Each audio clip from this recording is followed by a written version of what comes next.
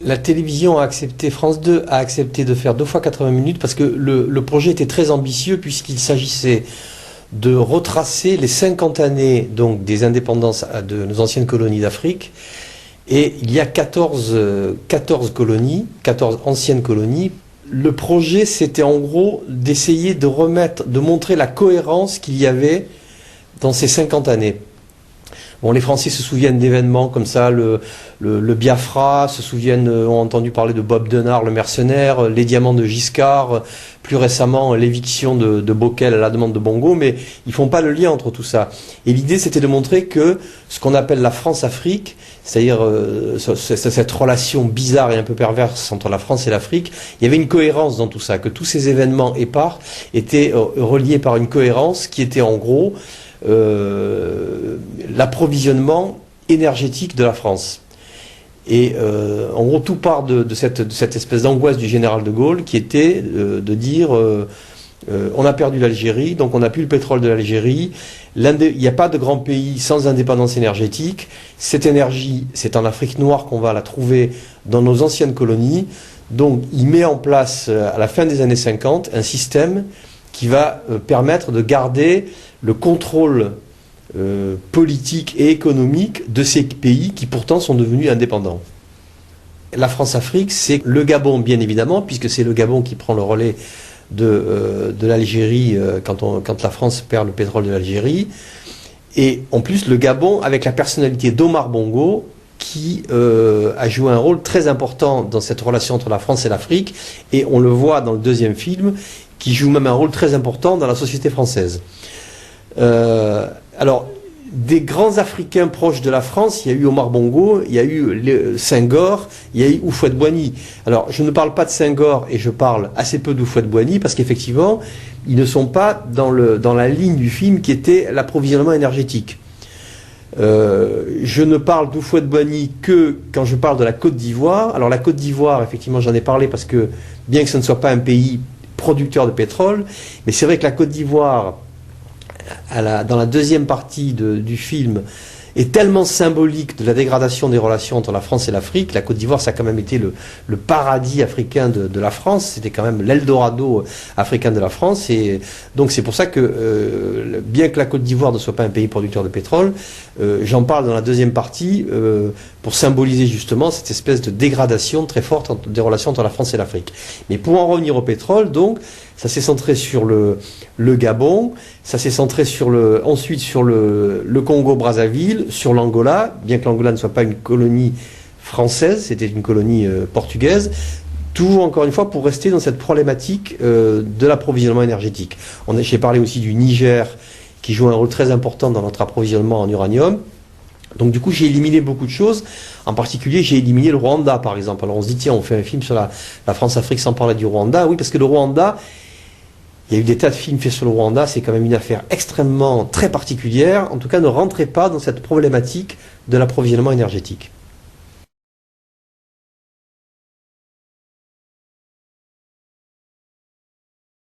Pour faire un documentaire comme ça prend beaucoup de temps. Enfin, j'ai travaillé 1 an et demi sur ce documentaire, et c'est vrai que je me suis beaucoup appuyé sur le travail d'Antoine Glaser, qui est donc qui est le conseiller historique du film et qui était le rédacteur en chef de la Lettre du Continent, et qui est un peu en matière d'investigation sur l'Afrique, qui est un peu la référence de toute l'information, et de l'information un peu secrète d'ailleurs sur le continent africain.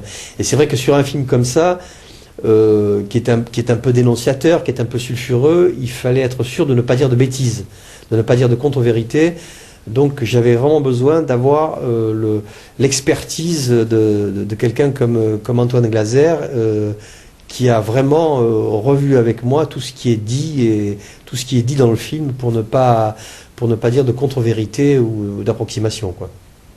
Et Antoine Glaser, il était le rédacteur en chef, enfin il était jusqu'à il y a 2-3 mois, le rédacteur en chef de la Lettre du Continent, qui est une lettre pas confidentielle, mais enfin qui est une lettre par abonnement, donc qui est destinée aux journalistes, aux chefs d'entreprise, aux ambassadeurs, etc. Et qui est une lettre qui est, qui donne des informations sur tout ce qui est réseau africain, réseau économique, réseau politique, et qui qui est un peu la Bible, on va dire, de l'information discrète ou secrète sur le continent noir, quoi.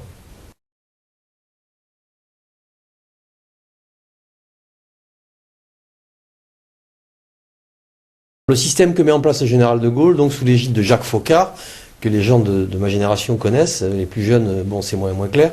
Donc, le système qui est mis en place est un système de relations personnelles et directes entre les chefs d'État, en dehors de tout contrôle gouvernemental et parlementaire. C'est-à-dire que même le ministre des Affaires étrangères est à l'écart de ces relations.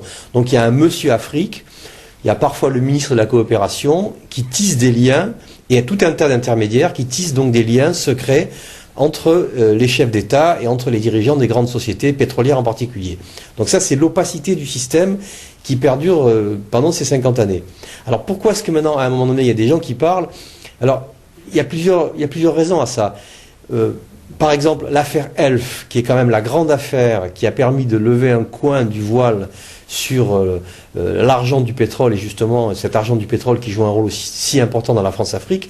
L'affaire Elf, c'est au départ une bagarre au sein de la droite française. C'est-à-dire que les grands scandales d'État, on le voit encore aujourd'hui, les grands scandales d'État éclatent le plus souvent parce qu'à un moment donné, il y a des oppositions violentes au sein du même camp et que les gens, je dirais, balancent des informations et font éclater les affaires. En général, le plus souvent d'ailleurs, ils sous-estiment l'impact que ça va avoir et ça devient par exemple l'affaire Elf. Donc il y a ce côté, il y a toujours ce côté de bisbille, de querelles violentes au sein d'un camp politique qui font qu'à un moment donné, le secret se fissure, quoi, pour des raisons politiciennes. Alors, sur les personnages qui parlent dans le film, les motivations sont diverses. Bon, Monsieur Delaunay, qui est donc l'ancien ambassadeur du Gabon, qui est décédé un mois après l'interview, d'une certaine façon, et qui raconte des choses qui n'avaient jamais été dites, d'une certaine façon, il livre un petit peu son testament. Alors, pourquoi est-ce qu'il fait ça? C'est aussi, c'est lui par rapport à l'histoire. Il y a aussi le rapport à l'histoire. Lui, il n'a plus rien à défendre, il n'a plus rien à... Donc, je pense qu'il y avait chez lui le désir un petit peu de témoigner face à l'histoire. Pour d'autres, comme le Floch Préjean, qui donne aussi une interview intéressante, c'est aussi d'une certaine façon de remettre des pendules à l'heure ou de régler des comptes qui moi-même d'ailleurs parfois m'échappent un petit peu.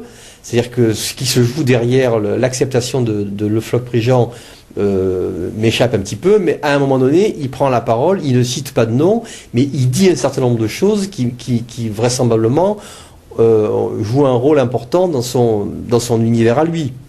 Et puis il y a ceux qui parlent aussi tout simplement parce qu'ils ont envie de rétablir la vérité. C'est-à-dire que le chef des services secrets en Afrique, Monsieur de Bonnecorse, qui a été le Monsieur Afrique de Jacques Chirac, Jean-Pierre Cotte, le ministre de la Coopération de François Mitterrand, qui est resté en poste 2 ans avant d'être viré, je crois qu'on peut employer ce mot, ils ont envie de rétablir une certaine vérité. Donc il y a des motivations très différentes. Et c'est un peu le rôle du réalisateur de s'emparer de toutes ces motivations pour construire le film.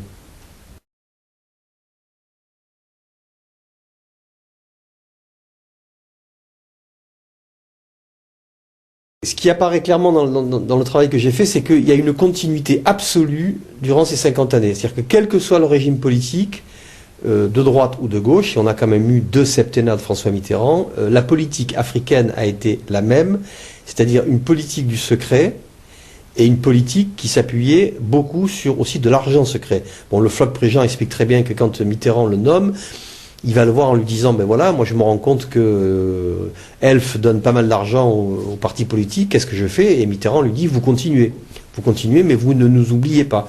Enfin, vous n'oubliez pas donc le Parti socialiste. Donc on voit que la politique secrète et, on va dire, de corruption est la même, quel que soit le régime politique.